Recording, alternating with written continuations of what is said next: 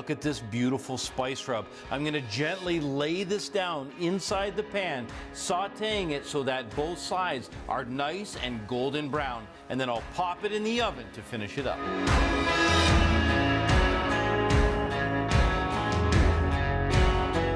You'll notice I haven't used any eggs or breadcrumbs. The proteins will naturally bind when cooked.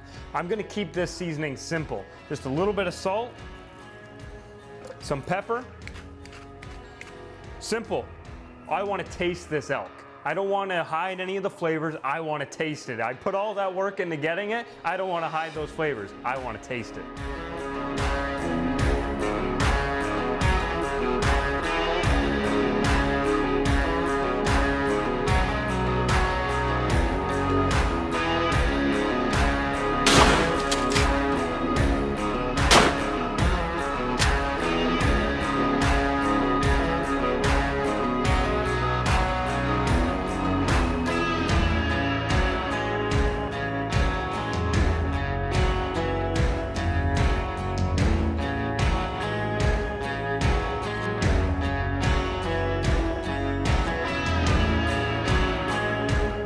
Incredible finish. Is there anything simpler than cooking in one pan? Whole roasting this line-caught wild trout with all of these vegetables, for me, is the most perfect way to honor this incredible fish.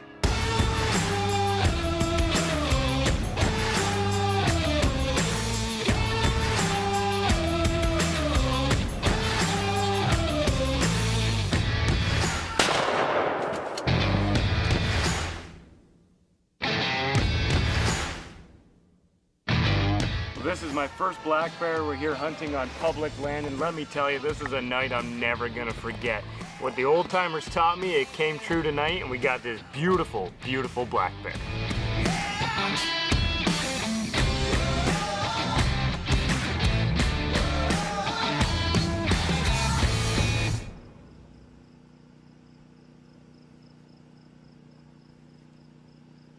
Good evening and welcome to Surefire Wednesdays. I'm Chef Jonathan Collins. I'm Bailey Collins. My son Bailey, Dakota will be joining us in just a minute.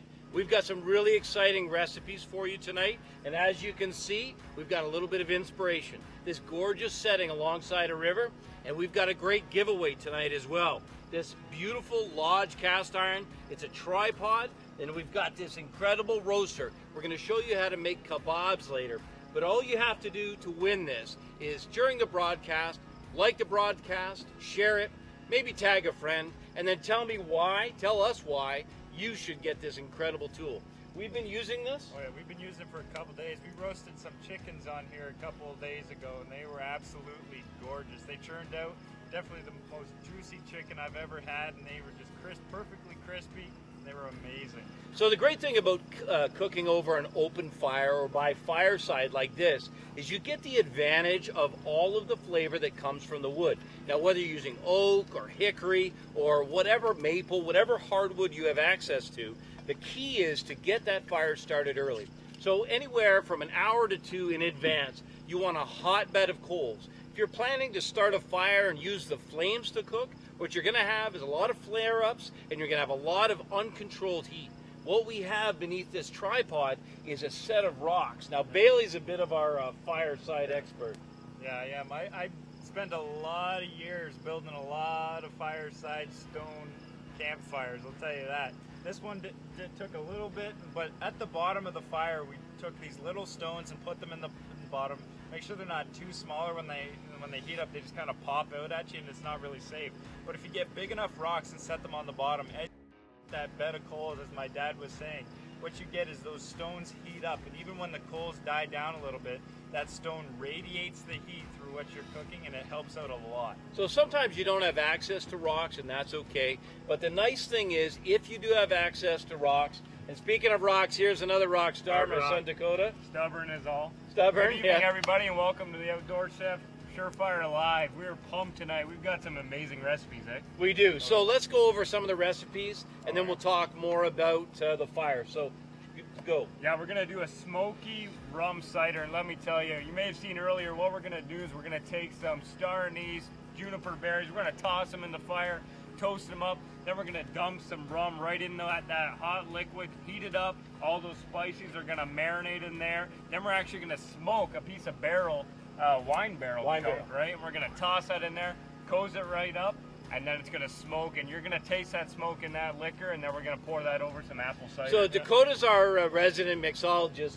Bailey looks after the smart food. Smart food, as you like to call it. Yeah, it is. I'm doing a roasted nut trail mix tonight. So basically, what started that is we went on our last hunting trip, and the one thing we wanted to take with us was a trail mix, but we couldn't find a decent trail mix anywhere. There's a lot of sugar, a lot of additives. Yeah. So what we want is we want that pure protein from nuts and the good sugars. Yeah, I'm also going to add a little bit of seeds to it. So I'm going to add flaxseed and chia seed to mine. And what that does is the flaxseed not only adds fiber and also protein, but also adds some of those omega-3s and kind of boosts that trail mix up and gives you a ton of energy when you're out there. Energy, nutrition, and then it's time to cook. So we've got, now if you go back into some of our previous episodes, we did one of our most popular ones was the Philly cheesesteak, where we use this venison. And I talked to you at the time about not having to thaw an entire venison roast. And so this is the other half of that venison roast. We thought the perfect thing for a campfire is something that's really simple. We're going to do fire roasted venison kebabs. And I'm going to show you a couple techniques, from skewering to prepping some of these veggies. And the big thing is going to be a quick marinade. Now the marinade is going to add a ton of flavor and get rid of some of that thing we all hear time and again, the gaminess. Yep. Now for me, honestly, the Salt venison. and pepper. Yeah, I've yet to taste it, man. Exactly. But the exciting thing is, this venison came from this very farm we're on right now. Actually, about, I'd say probably a kilometer that way is where this venison was. This venison roast has come full circle. Full circle, yeah. It went from field to freezer to riverside to fireside. It went from field to in the river in the middle of winter that we had to drag out. Yeah. Then it went into this river. So the key thing about Surefire Wednesdays is we want to hear from you. So this is such an incredible forum to be able to go live and to open up a conversation with you. And the conversation tonight can range from anything from bow hunting to what we're doing. We've got some really great footage to show you from our trail cameras. So it's early season scouting. Yeah, I mean, whitetail's coming up quick, guys. As you all know, you're getting in the field, you're training for elk, pronghorn, but I mean, we're training for whitetail too, right? I mean, we're getting in shape. We're about a month and a half out. We're getting trail cam setting up, patterning the deer, and pretty soon we'll be getting tree stands and everything set up as well. And one of the great motivators for hunting, of course, is the thrill of the pursuit and the success that comes. But for me, it's literally every time something runs to the field, I think to myself, what would that taste like? And so that's what we're going to do tonight. So enough talk. I want to talk one more thing that we're going to do. We found these gorgeous Georgia peaches. Now, I love the state of Georgia.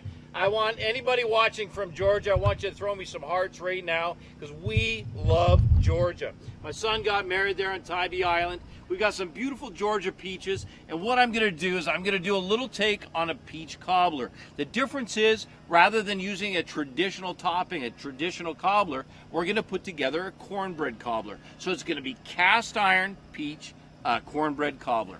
So let's start. It's going to be beautiful. So I'm going to get a little bit of this prep done. You can see we've got this beautiful roast. And literally all I'm going to do, I like to have nice big pieces. One of the things when you're making, look at that. Oh, look at that. That is absolutely. Okay, can we just stop now and throw this steak on? I mean, seriously. Ryan, are you looking at that, baby? Come on, man. So literally, we're going to take and slice this up. Now, one of the things about kebabs where we go wrong sometimes is not making sure everything is the same size. So if I got a little wee piece of so let's say deer, and big chunks of like potato, and then little pieces of pepper, some things are going to be overcooked, some things are going to be undercooked. You want to make sure to make this nice and even. Same thing as when you're cutting up for, say, a mirepoix. If you look back at some of the things we've taught you in previous weeks, you want to make sure that everything you're cooking and throwing in is roughly the same size so that it all cooks together. Otherwise, you'll be eating and you'll get a chunk of carrot that's not quite done, and then the onion will be burnt. And you really want to make sure everything's the same width, same everything, so that it cooks evenly. And I want this. I don't want tiny little kebabs. I want bad kebabs. Look at the way, for me, just the way the knife slides through it. It just gets you excited for deer season. It does. It really does. So you can see the texture of this meat is just gorgeous. I'm going to keep working away here for a minute. And one of the things about making a marinade, so basically all I'm doing is I'm creating perfect little cubes. And anywhere where I have a piece of the meat that's potentially a little bit smaller, what I do is I just butterfly and double it up. Okay, yeah. It's kind of like what we did with the black bear. Exactly. Yeah. Okay, so hold that open. Now, you'll have to forgive us. We're kind of working low here, so it's kind of a unique situation. Don't be fooled by my chair, how I'm smaller than all these guys. I'm actually a little taller. Yeah. So that's really what you're looking for. You're looking for something that's cut just about that size, about 1 inch cubed. Careful not to drop that. Get the stuff. So we're going to put this in a bag. Now, one of the great things about a marinade is that it does a few things. It's going to take some things away, and it's going to add some things.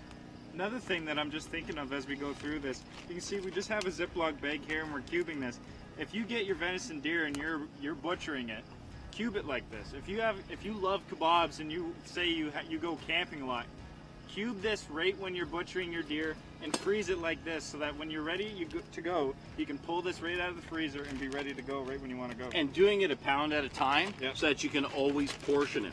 So I'm going to wash my hands real quick. If you want to swap out with your brother, and we will keep rolling here. Let's have a look at those white coals on that fire. That's exactly what the fire should look like. You should have a nice, consistent, white hot coal. That's going to give you a perfect, about 350 degrees right at the surface. And what that means is you'll have good, consistent cooking. I'm just going to turn this over. We went a little crazy with the chainsaw. We had a little bit of fun. Are you looking at this? Beautiful. So we are going to do now, the first thing I've got for this venison is I'm going to start with a liquid. So you could use beer, you could use some kind of a liquor, but what I've got is I've got pineapple juice. Now you can use fresh pineapple juice, but if you're backpacking or if you're hunting, a lot of times a small can like this is just perfect. So the acidity in pineapple juice is perfect for a quick marinade. It's going to add a little bit of sweetness, but that high acidity, now you know, if you think about the last time you had pineapple, it has that beautiful sweet bite, but you know that heavy acidity, that's what we're looking for there. The smell's already coming out of there, man. It smells amazing. Or what you could do is just take some of that rum and that cider that we're going to make later and toss that in You could. You absolutely could. Now, I like a little bit of heat, so I want to add some at this point. So I'm just going to put a pinch of crushed chili flakes in there. And then I want to get a little bit of citrus. Citrus has a beautiful way of brightening everything. And that's because the juice from the citrus and that beautiful, all you have to do, just take if you've never done it before, just take citrus, rub it in your hand. Oh man, as soon as you heat up those oils, they smell incredible. And now I wouldn't want to slice this into wedges because I need that acidity and I need that to get in there. So I'm just going to take and slices. That way it can get in there. Man, this smells so good already. So these are going to go in. That's going to be so good, man. And I got to get this. You can do all of this ahead of time, guys. Like if you're going out to the campsite, you're going out to hunt camp, you can prep this, put it in the bag. The longer it sits in there, the more it's going to break down those tissues and all of that silver skin in that, and it's going to be even more tender. So prepare it before, put it in a bag, seal it up, toss it in your cooler with some ice. You're ready to go as soon as you get there. And it's a simple recipe. Think about this. Take a lemon, a lime, take the can of juice with you, and literally just toss a few sprigs of fresh rosemary. And this is stuff, if you have the time, the foresight to grow this in your garden, this is you don't have to watch it. It's a broadleaf evergreen, it grows, it's a perennial, it'll grow simply. Now, what else do we want to put in here? I think we want to put one jalapeno. Yep, some jalapeno in there. Get some more heat in there. Where's our... There, we'll tell you, want some of the salt in there? Okay, so no salt. Yep. So that's the one thing we want to... Yeah, it was a test, yeah. So no salt at this time. Of course, any salt, what's salt going to do at this time? Oh, yeah. It's going to start to cook it. Yep. So we don't want to start to cook it right now. This is a great thing about being outdoors, too. Everything goes in the river. We've had red-tailed hawk, bald eagle. What else have we had here? Well, the deer. Muskrat down here. We threw some shrimp in the river. Yep. It was gone the next morning. Yep. Anyway, So you can see here what the key is you don't need a lot of liquid, but what you want to do is get that air out, because you want the liquid to get around all of that beautiful meat. Now, what's going to happen? Couple things. First of all, the meat is going to absorb some of that acidity. Some of that acidity is going to begin to break down that meat. But the other thing that's going to happen is some of the blood is going to come out of that flesh. And what that means is that meat will be milder, more palatable. And let's face it, as hunters, we want everybody to enjoy it. Yep. We want to enjoy this with our families. That's what hunting and, you know, getting outdoors is all about, is enjoying it with your family, getting your kids outdoors, getting them interested in it if they want to. Look at that. All I would do, while I begin prepping some of the other vegetables, all I would do with this is literally just set that in the cooler. Why don't you toss that in the cooler? And so just for food safety, you want to make sure to keep that below 4 degrees Celsius or Fahrenheit. 40 degrees Fahrenheit. You want to keep it like your refrigerator. Keep it cold so that it's food safe. It's okay for about 20 to 30 minutes as you're prepping it, but then make sure to keep it cold, keep it food safe. Okay? Ready? So, yeah, so the next thing, I'm going to start working on some of these kebabs. Veggies, okay. I think maybe what we should do is, maybe it's a good time for Bailey to start rolling on his. I'm going to get a little bit of work done while the boys start making that powerful trail mix. Get started on the trail mix here. Hunting season is just about to start. It's always important to be prepared. Have a good snack. So you can see here, I've got 3 different kinds of nuts. I got some pecans, walnuts, and I got some sliced almonds too. What this? Cranberries, sun-dried cranberries. Sun-dried cranberries. Canberries. Say that 10 times fast. So all I'm gonna do is I have this beautiful pan sitting here next to the fire. It's been heating up by those stones, just like I explained. And all I'm gonna do is I'm gonna take these 3 different kinds of nuts, and I'm just gonna toast them. So you have all these different kinds of nuts. It's got tons of protein in these nuts. If I can. Well, one of the things about all nuts, and these are raw, it's important to note that these are raw. So when you have raw nuts, there's nothing to really activate the flavor. As you know, think about roasted peanuts at a roadside stand. What you can do is you can buy these inexpensive raw nuts, and you can take your favorites, and you can use a simple pan. You don't need any oil in the pan. There's plenty of oils locked right into the nuts, and the heat will begin to activate it. It'll toast them. But one of the things you have to watch is that they do have varying smoke points, so they'll burn. Yeah. So when Bailey gets them in there, he's going to want to babysit a little bit and watch them. Babysit it also. What I'm also going to do here is, like I said in the beginning, I'm going to toss in some seeds. So the first thing I'm going to do is I'm going to toss in some flax seeds. Flax seeds are great because they're full of fiber, protein, but mostly omega-3s. If you ever see omega-3 rich eggs in the grocery store, and you wonder, what are they feeding these chickens to get this much omega-3 in the eggs? Flaxseed. That's what they're feeding them because they're so rich. The daily value for flaxseed is about 200 to 500 milligrams. 3 tablespoons of that has 3,000. So you can just imagine how much is in there. So all you're going to do is I'm actually going to toss this right down on the flames. Get it toasted up real good. Another thing you can do is if you like your trail mix a little sweeter, what you can do is you can take a spoonful of sugar and toss it right onto those nuts, and what you do is you start to caramelize the nuts. So it'll just add a little bit more sweetness flavor to it. I like it just normal, like Dad said, a roadside stand with nuts. That's absolutely delicious. And the last thing you're going to want to do is you can take this out with you, put it in a little plastic bag, and you're good to go. So yeah, the key now is, and that's the thing about cast iron radiates heat beautifully. So once you get a layer in the bottom of the pan, you want to leave them alone for a minute. Now just let it go, and you'll begin to see that oil will start to smoke. What do you think? It's time to have a look at that drink. Let's talk a little bit about this kebab. So let me show you a few techniques here. First of all, one of the most frustrating things, and I know you've experienced this, every time you're making kebabs when you use a single skewer, if you use a single skewer and then try to turn them over, it's like everything is fighting against you. It's spinning. So this is the way we're going to lock it in place. First of all, I'm going to start with a nice jalapeno. Now you might think, well, that's going to be an insane amount of heat. One of the great things about roasting jalapenos is it mellows them. If you don't know this, chipotles are smoked jalapenos. So if you know that beautiful mild flavor that chipotles are, they're heat but they're sweet. When you roast these up, they're going to be just right. And I always put them at the bottom. That way, if somebody doesn't care for the heat, then they can always leave it off at the end. Now these potatoes, these are red chieftain. They're red skin potatoes. I left them skin on. And the reason I did that is I really want that flavor from the skin.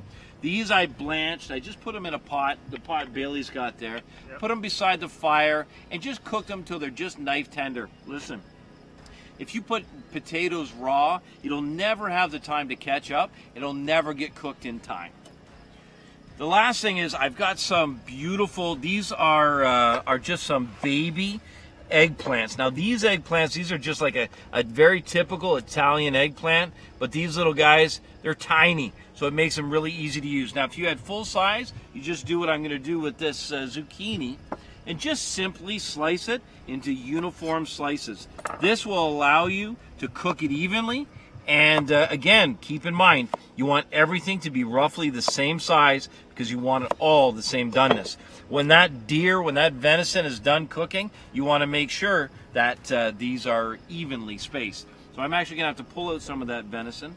And how's your power? Good. If you guys actually want to take a look here, you can see how the nuts are starting to smoke. All that flavor is being released and starting to smoke here. So as you can see the smoke, you're also getting that flavor inside your trail mix. So you're going to be walking and each bite's going to be like a new and different taste.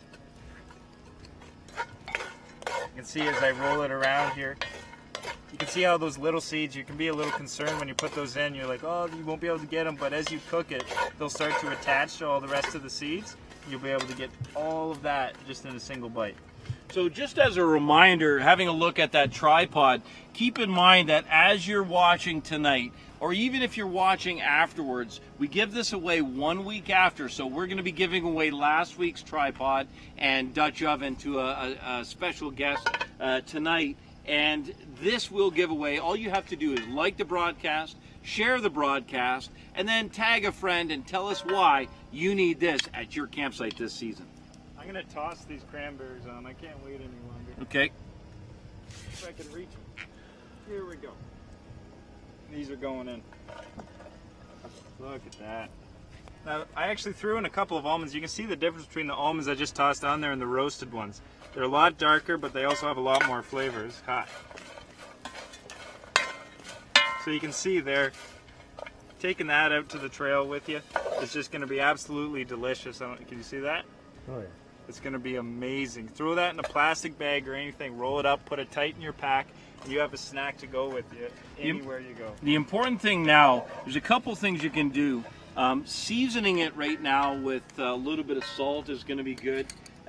Keep in mind that one of the things you need when you're out there, especially with high physical activity, you don't want a lot of sugar because of course sugar will cause you to spike. But the salt is great, helps you retain and keep your that's lots. So it'll help you to keep all of the liquids in your body. It'll also help with your electrolytes, keep you well balanced when you're out there. So that looks amazing. What I would do is I would just finish toasting that up a little bit. And you know what? I think it's time for Dakota's drink. What do you think? I think so too. I'm going to keep working away on this. Let's show a couple more techniques here. So one of the things I want to do is to simplify the peppers. Just simply take the pepper and why struggle with it? It's four-sided. We'll just slice down those sides. Makes it so simple. Allows me to get perfect little kebab-sized pieces. And with almost no waste at all. If you're just joining us, I am working on a fire roasted venison kebab. I'm also going to come up at the end of the show. We're going to be working on a cast iron peach cobbler. So peach cobbler made right in these cast iron pans. The difference is we're going to be using a cornbread topping instead of a traditional topping. But what Dakota has for you right now is an incredible drink made fireside. And you know, it's nice to take the time when you're camping and after the hunt's done, obviously for alcoholic beverages, it's nice to take the time to make something special, especially if you're celebrating a great hunt. Check out what Dakota's got. All right, guys, like you said, when it comes to you're getting back to your campsite after a hard day of fishing, hiking, whatever it is, or you spent all day in the woods hunting, this is what you're going to want to serve your guests. We always want to serve lots of people, so I'm going to show you a way to spice up your rum really nicely. We're going to start, you'll see here we got some allspice berries. These are all whole star anise. That's going to bring some gorgeous licorice flavor. And some whole cloves. That, if you've ever had a toothache or you get a tooth pulled, pop this in the back of your mouth and put it right on there. It'll go numb in a minute. Okay, come over here. We've been heating up this cast iron here in the fire. I'm gonna grab this out. And these are just a few simple things, guys, that you can take to camp with you. And let me tell you, it's gonna be worth it because your guests are gonna be coming to your campsite again and again. All right. Got some ice for you here. Thank you, sir. I'm just going to interrupt you for a second. Yep. So I'm going to head back. Now, imagine if you could, hanging on to this marinade for a couple hours. But you want to know what? I got to show you what these look like cooked. So I got to get back and start finishing these kebabs. All right, so we got our star anise in there. We're going to go with our allspice berries. Now, this is hot, and it's going to start to cook it, but we're going to toss it back onto the fire just to heat it up a little bit more. Those oils from all of those berries are going to start to infuse and toast. If you toss these in the drink now, they wouldn't be as flavorful as if we heat them up. And this little cast iron is going to act like a little oven. So you'll see that in a second. It won't take long either. The oils start to come out of those. And if you leave it in there too long, like we did earlier, it will catch on fire. Yeah, it will light up your life in a very different way. All right, we're going to toss those on. And one other interesting thing that we're going to do is I've got some red wine barrel chunks here. If you take a look, these are from a barrel. And we're going to actually light these on fire and toast them up. And then we're going to toss these in, hot and all. There's a whole one there for you. And we're going to put the lid on and we're going to smoke that liquor. So you're going to get that wine barrel flavor right in there. And we're going to do two versions of this. You can do this hot or cold. So whether you're hunting in the fall or winter and it's cold outside, you want to come back, warm up, we're going to show you a warm way to do it. Or the way to do it in the summer is just pour it over ice and it's going to cool it down. Let's check on those spices there. You see that bed of hot coals, like Dad said, getting that fire started early, getting a nice bed of coals, so you're not dealing with flames as they start to lick all their food and burn it instead of actually cook it. Flame is your enemy when you come to cooking, guys. Look at that smoke pouring out of there. If you notice, we can access this fire. It's plenty hot. Trust me, it's cooked. It's so hot, but we don't have flames licking ourselves, burning our arms, you know. We're going to get those nice and hot, move them around. You can see them starting to smoke up. We're going to leave them for just a little bit longer there. How's it coming? How are those kebabs? Good. What do you think? Oh, those look incredible. So it's a very simple preparation, but keep in mind the technique for tonight is really focusing on the fact that we want to make sure that the venison is palatable to all. And so that marinade is going to do, again, it's going to infuse flavor, but it's also going to get rid of some of the blood, and that's where a lot of that so-called gaminess is locked in. You can get that out when it's fresh, so if this is just newly harvested whitetail, or if you've just pulled it out of the freezer like we did today. If your freezer's full, doing kebabs is a great way to make, let me tell you something, the people at your next backyard, they will never know that this isn't beef. The quality of venison in North America is absolutely spectacular. I'm just going to keep working away on this. How's your spices coming there? Look at this here, guys. These are starting to smoke up. Can you smell that? I can. It smells. Oh man, they're coming to life in there. Star anise has to be my favorite. Oh, and that star anise that he's talking about is that licorice flavor. That licorice flavor in a lot of drinks is just incredible. One of the highest notes you've seen us do before with our absinthe drinks, right? Like, they're incredible, that licorice flavor. We're just going to let that toast for just a little bit longer here. Yeah, we'll just work these coals in around that cast iron. It's just going to start to bake those. Take a look at your trail mix here, man. This looks good, man. Oh boy, that's starting to look good, eh?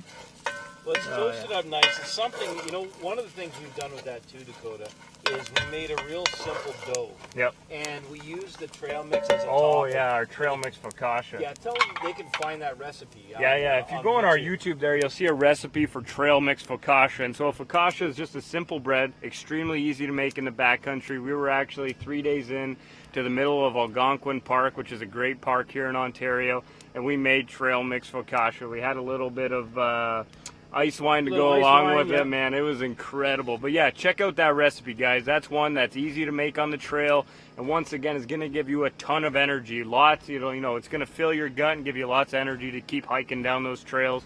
But what we did, fresh dough, spread that trail mix on top, baked her right over the fire. Of course, that smoky flavor getting into the dough. It was incredible. Speaking of does, we saw a lot of does this week. Oh, yeah. So we put our trail cameras up. If you go back and see our live, you'll see that we had put them up and not 48 hours later. Yeah. We had over 60 films, over 60 clips. I think maybe now would be a great time. Yeah, What do you you think? You wanna want to throw show one? them now? Yeah. How'd you like to see some of the video now? There's some beautiful does. The color of these right now, this time of year, honestly, it's what makes you respect this animal so much, and it's what makes it so coveted. And you'll see the felt on these big boys. How we doing there, Code? Ready? Cue that up. All right, have a look at this in just a second. And while you're going away, I'll show you. I'm just finishing up some of these. So this is 2 now done. And while you have a look at some of this trail cam footage, I'm going to finish up the very last one. Look at that.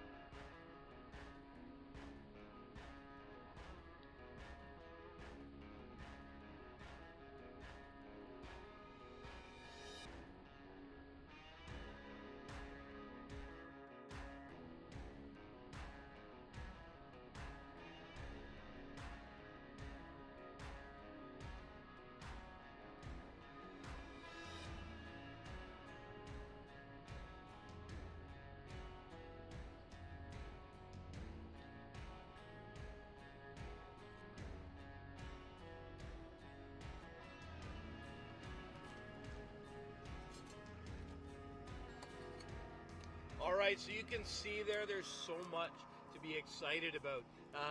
If it's not the pursuit, then I don't know what it is. When I started hunting whitetail about 18 months ago, I never in my dreams expected to be able to have the kind of excitement and the challenge. And let me tell you, if you're just a new hunter, I've got my Bowtech Rain 7 Bay. You want to grab me? Oh, I can grab it right here. So this is the bow that I took my first whitetail with on this very farm. So this bow for me was, it was right out of the box. It was so tunable, and for me in particular, being a new hunter, being new to archery, what I was able to do is I was able to correct the arrow flight.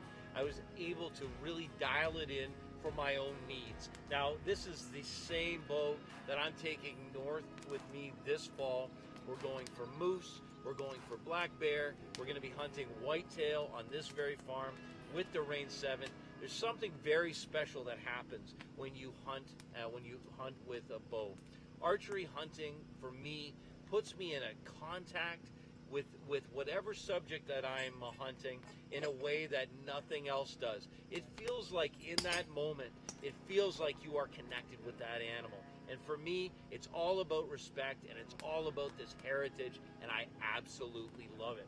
How's your spices coming along? Okay, we're ready to go here, guys. Bay's gonna grab the camera here. Now, I'm gonna steal your thunder for 2 seconds here. Because I want to talk to you just briefly, can you hold there for 2 seconds? Okay, you're good. So we've talked about Bailey's got this powerful protein mix, great for the trail, great for taking packing out. If you're going elk hunting, you need something to eat quickly. You know, you're not going to sit down and make an elaborate meal. That's going to be perfect for you. Protein, it's going to be nutrients. then these kebabs. Have a look at this. I'm just gonna season these. Now we taught it this beautiful herb salt a few weeks ago.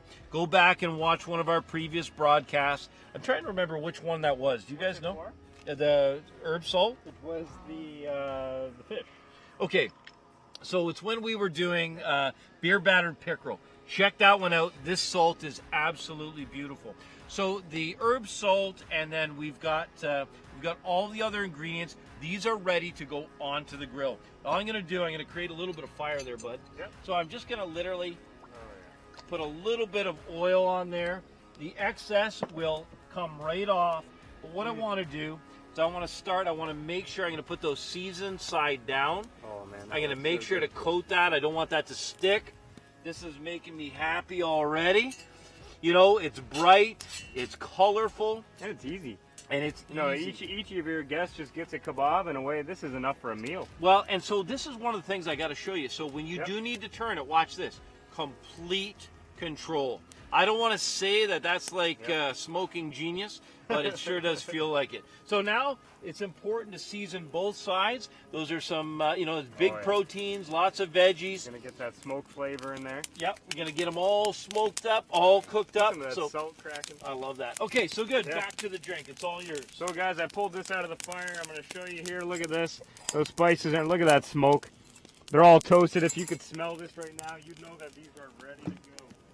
Come on over here. Now, you've heard heating up alcohol, burning it off is gonna get rid of the alcohol. That's only if you light it on fire. If you heat it up, think of a hot toddy or something like that, you're not gonna get rid of the alcohol. Mulled wine, mulled Mulled cider, all the alcohol value is Yep. still there, so you're gonna get that beautiful kick. But the nice thing is, like with rum, Oh, yeah. the way that it's aged, it's Yep. just a concentration And of it's that just flavor. gonna pick up all these flavors. You'll see here, watch, we're gonna toss this right in. You can hear it sizzle. That pan is still piping hot. That's what's great about cast iron, is it holds its heat. And you just want to let that mull in there for a minute. And what we're actually going to do, I'm going to go over. I left one of those wine barrel chunks in the fire. We're going to blow that out. You can see that smoke. We're going to toss this right in the side here. Look at that smoke, and we're going to cover, oh, that's hot. We're going to cover that right up. And that's just going to engulf all that liquid in there. That smoke is just going to encompass around that alcohol, and you're going to taste all that red wine flavor. And then, like I said, we're going to do a hot one and a cold one. So what you do, leave it hot if you want it hot, or put it back over the fire with lots of spices, and you just leave it on there all night, man. They can just keep dipping, take a ladle, keep pouring it in your cup, and away you go. Let's take a look. We'll fast track this a little bit. Oh, yeah. Look at that smoke. That smoky flavor is going to be in there, delicious. And what we're going to do is add some apple cider here. So we're going to take a tin cup here.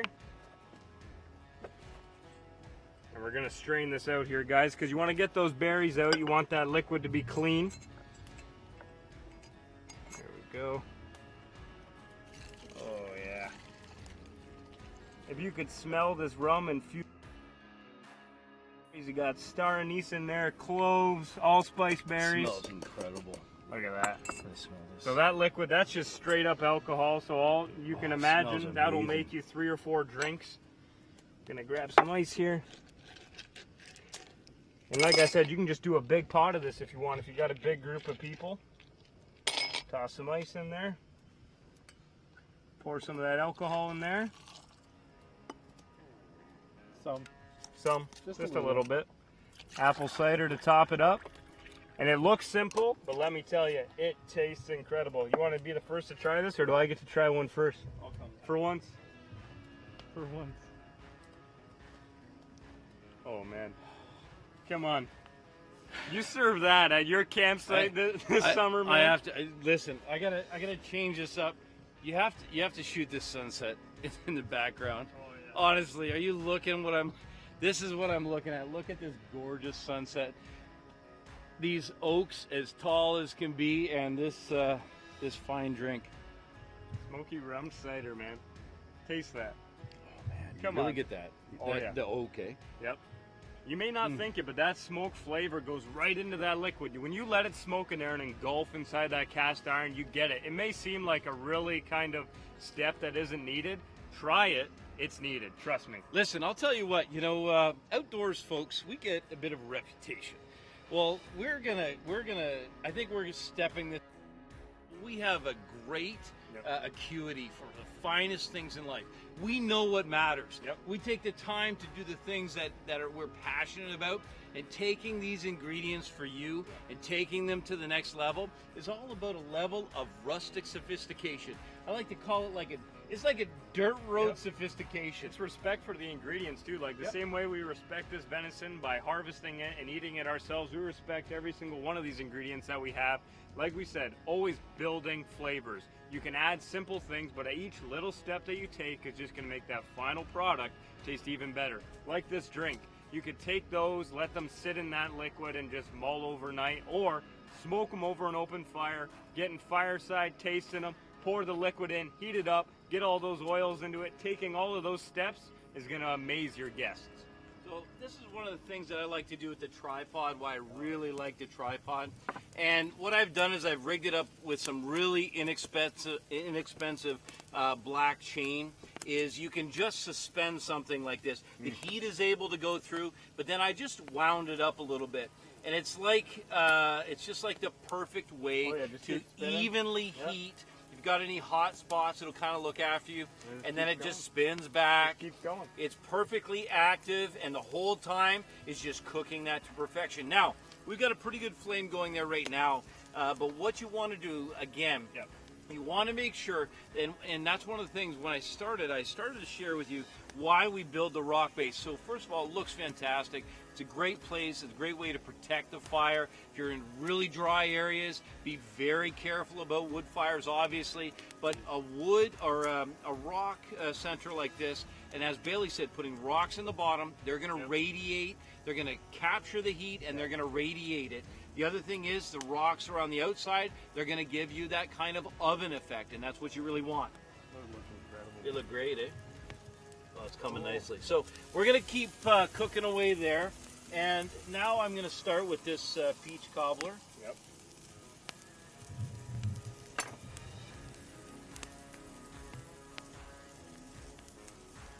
I love peaches. This peach pit has seen better days. I think I'm just going to start with another one here. Yeah, those Georgia peaches look incredible. Well, and this one was just a little overripe.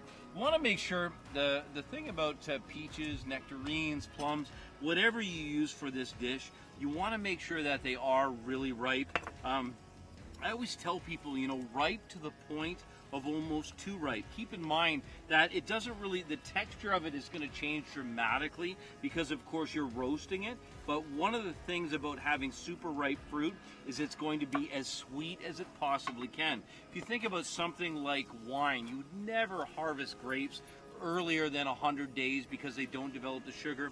And when you get these, a lot of times the fruits are trucked in.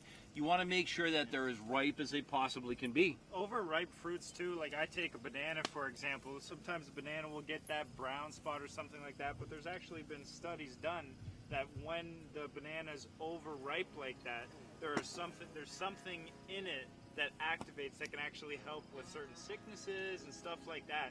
And all these overripe fruits that people just toss away, first of all, have different flavors, but also something happens in nature that it just changes it completely. So have a look at this. What I need you to do is grab me that same spoon that you had.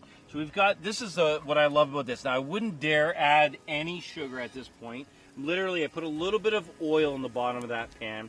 Now these are hot already, so we're just going to leave that like this.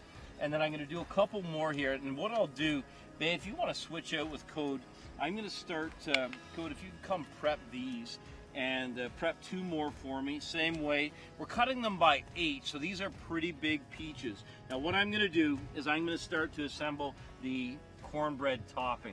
So that cornbread topping is going to be able to flow all the way around those peaches. Right.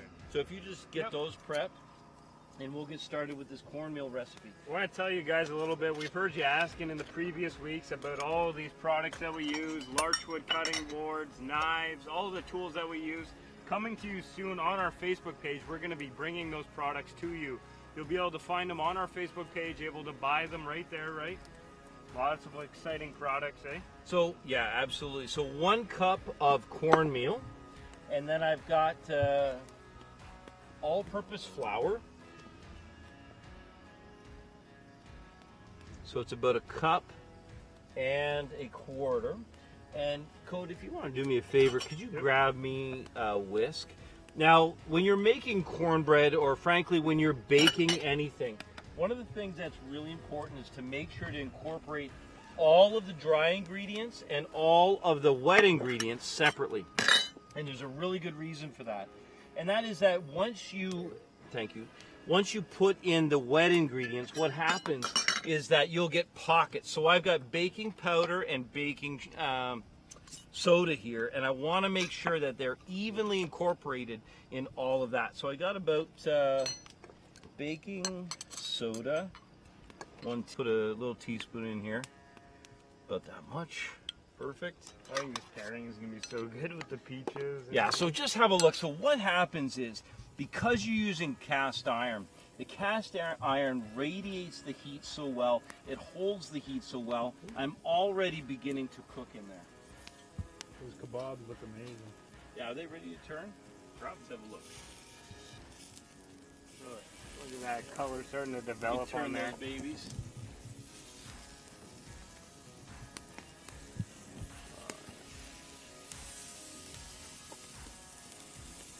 Oh yeah, those are good, The man. nice thing about this, guys, you'll see these tomatoes are whole. If you can find some smaller tomatoes, these are salad tomatoes, they don't fall apart on the sticks there. If you take and you cut tomatoes in half, those are just going to fall apart. All that liquid's going to fall out into the bottom of your fire, and you're going to be left with a burnt, skinless tomato.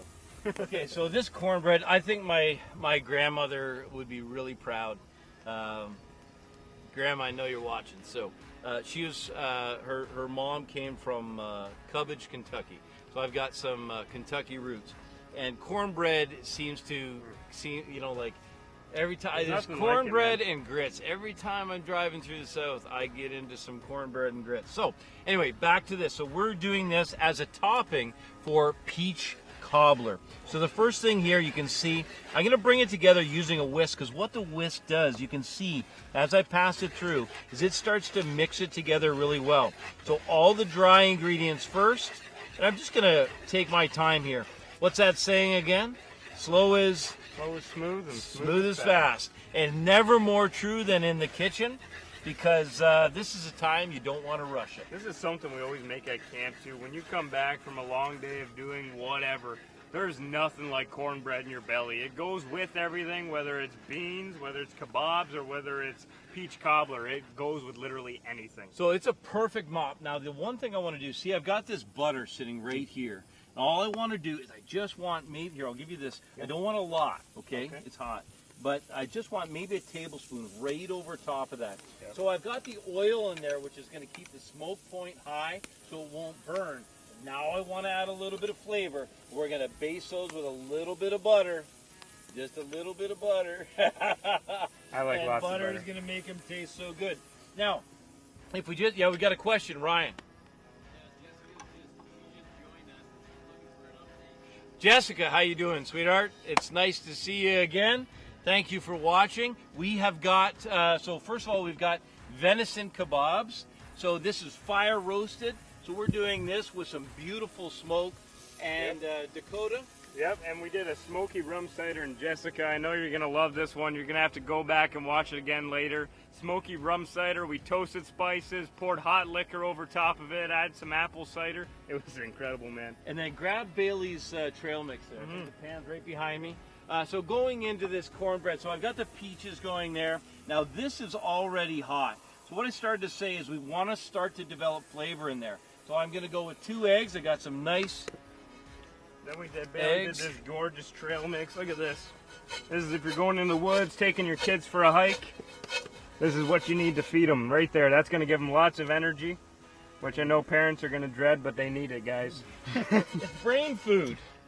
It's brain food. Then we've got, and what I've got going here, Jess, is a cornbread. Now, if you watched last week, You saw me make this recipe, but we're gonna treat it differently this week. This is buttermilk. Look at that beautiful buttermilk. Got a couple flax seeds in there. Oh my god. Yeah. Nothing wrong with Just add the some flag. fiber. No, that's right. Have We you tried these peaches we yet? get our omega-3s here, man. Did you try these yet? Huh?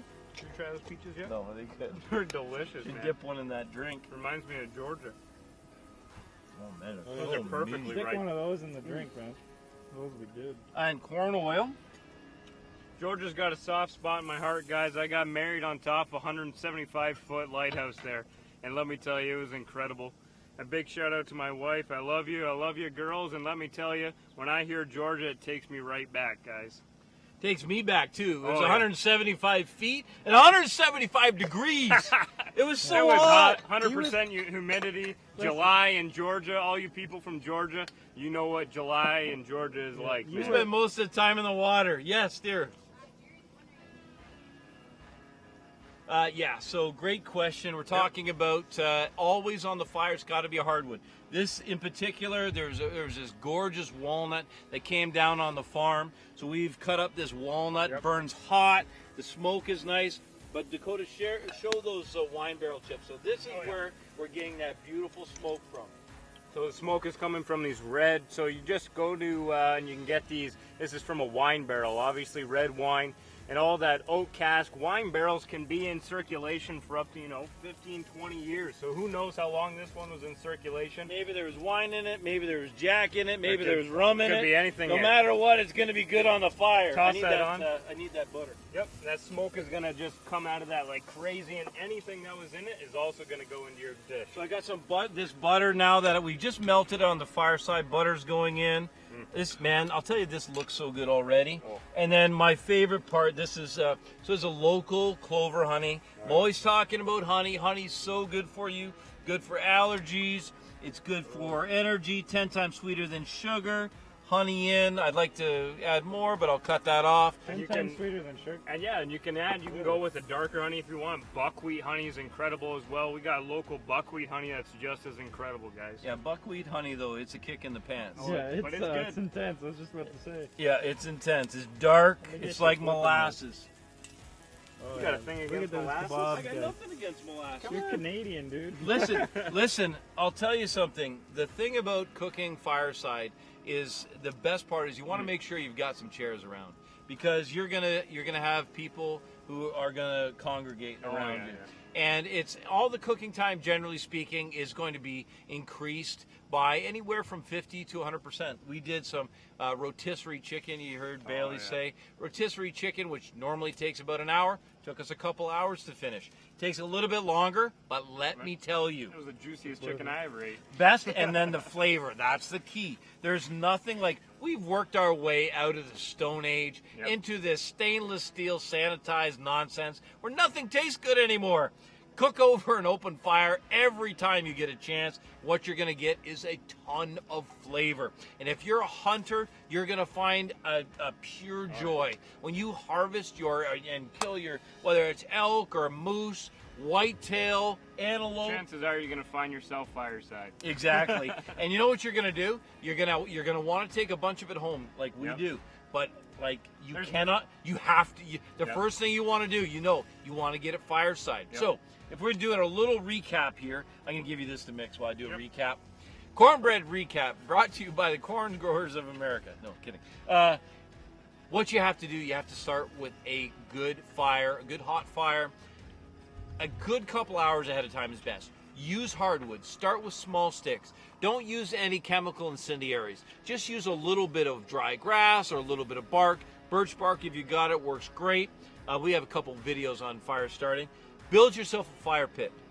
For the few minutes it takes to find the rocks, if you go to the bed of a river or along the riverbed, look at that. Look at that consistency, guys. You will find rocks. Build your bait. Show them exactly the structure of that rock, of that fire pit. That is a perfect fire pit. We've got the base layered in rocks.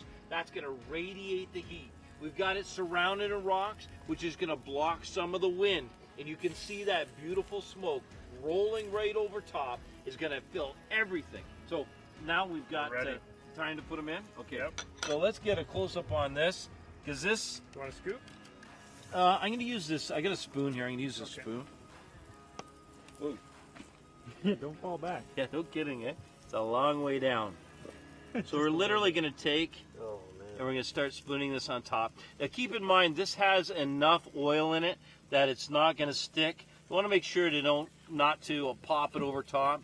And you don't want too much bread on top of it. You want a nice balance of the peaches to that beautiful cornbread finish. I'm really just going to take my time here, spoon it on, and move to the next one. Now you saw how easy it was for me to pull this batter together. Just a few simple ingredients, and I have a perfect topping. Now, if you don't like peaches, how about nectarines? Oh, yeah. You don't like nectarines? Apples. How about apples? How about plums? What about something? Oh, pears are going to be coming in soon. Yep. This topping could go on top of anything. Anything that's going to be sweet when it's caramelized. Look at this.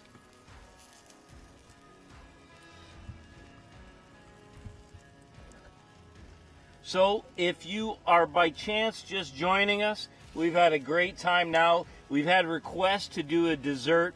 What I'm doing right now is a cast iron peach cornbread cobbler. Yes, you heard it right. Cornbread cobbler. We're reinventing the cobbler. There are people in Georgia right now who are turning over going, that's not how you make cobbler. Well, that's how we're making it tonight. It's a great way to enjoy it. Now, here's the key. So we've got to get some, we've got to heat from the sides of the pan, but now we've got to get it down inside that oven we've created. Another important thing for me about cooking is, you can spend a long time making the same thing over and over and over again. Try something new. Like we said, you always make cornbread, you always make peach cobbler. Put them together. You never know how something's going to turn. That's how some of the best ideas are made, just by messing up and being like, hey, that kind of tastes good. Look at how much water that heat has already rendered. It's starting to cook down. Now that's the beautiful thing about using cast iron, is that all of that peach juice, think about concentrated sweet peach juice. That is going to be just beautiful. Now, the only thing that I'll have to do for those is I will have to turn them.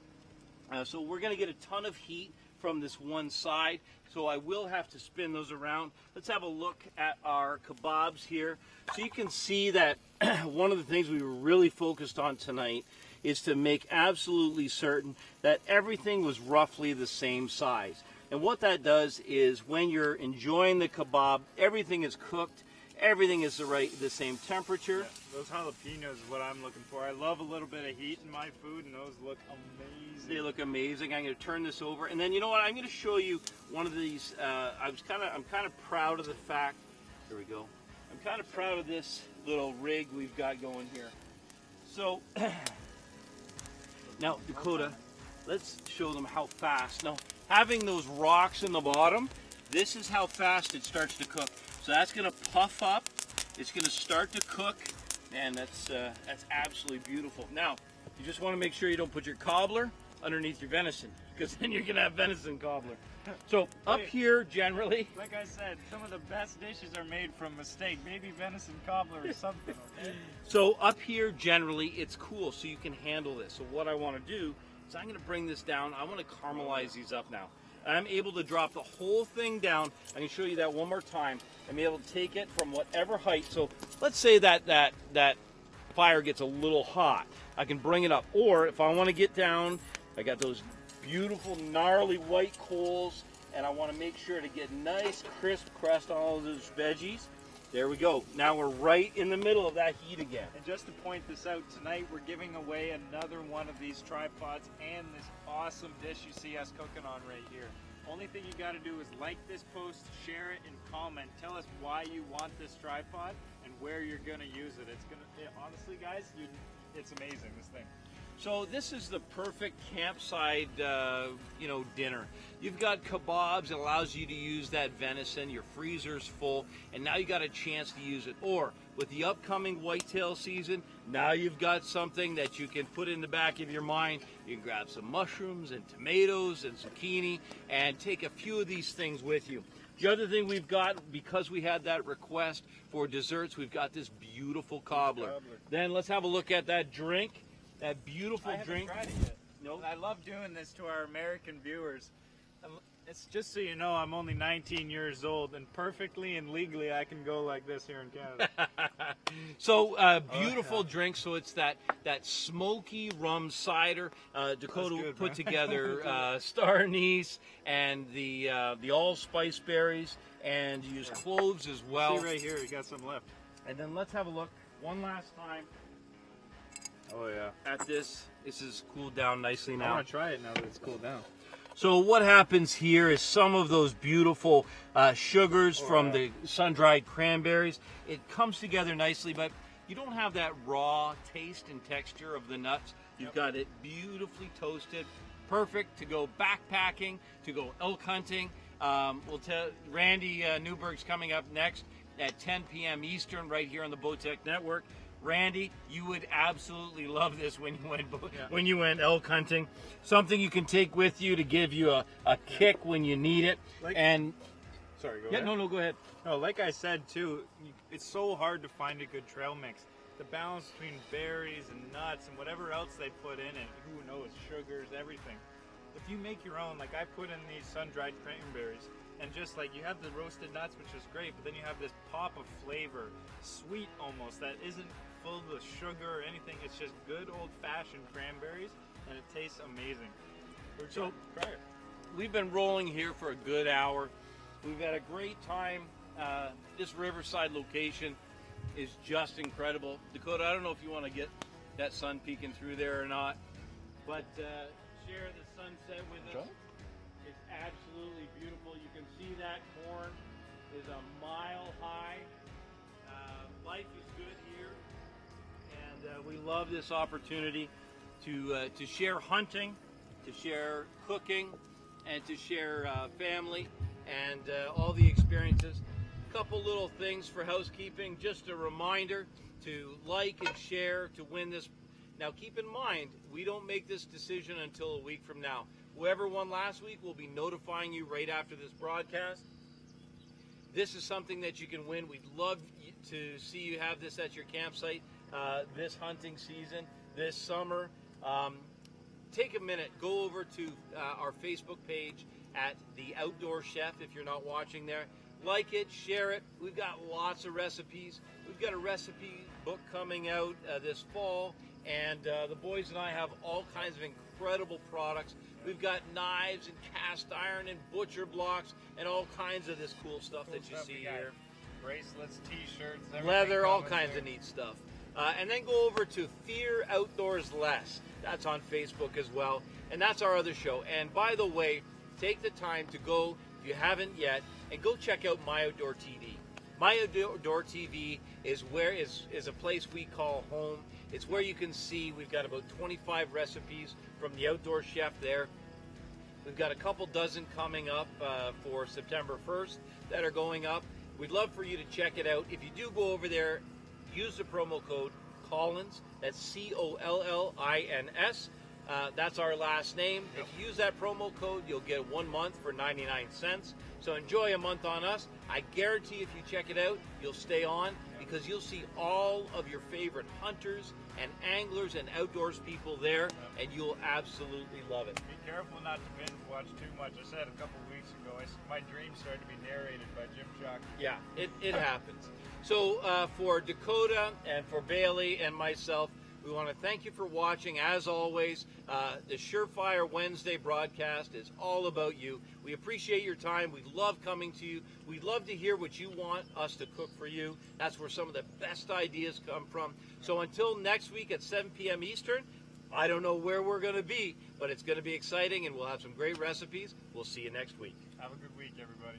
We're going to get this now.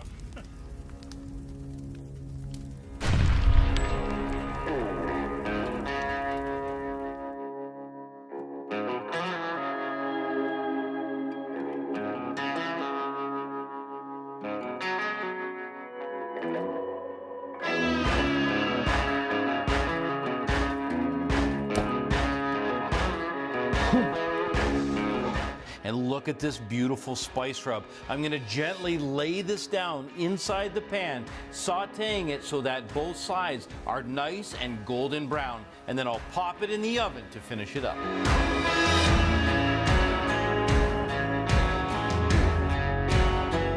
You'll notice I haven't used any eggs or breadcrumbs. The proteins will naturally bind when cooked. I'm gonna keep this seasoning simple. Just a little bit of salt, some pepper. Simple. I wanna taste this elk. I don't wanna hide any of the flavors, I wanna taste it. I put all that work into getting it, I don't wanna hide those flavors, I wanna taste it.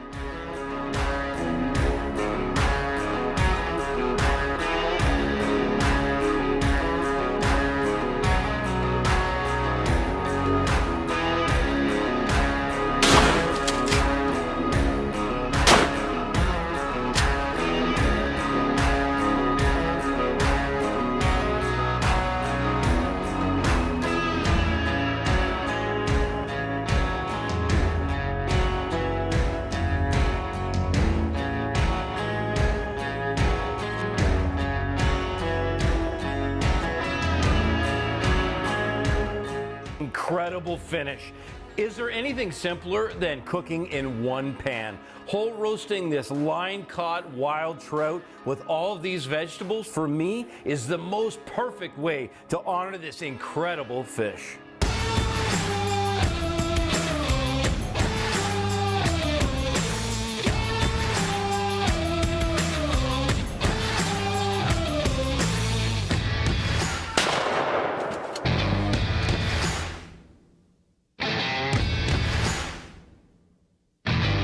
This is my first black bear. We're here hunting on public land, and let me tell you, this is a night I'm never gonna forget. What the old timers taught me, it came true tonight, and we got this beautiful, beautiful black bear.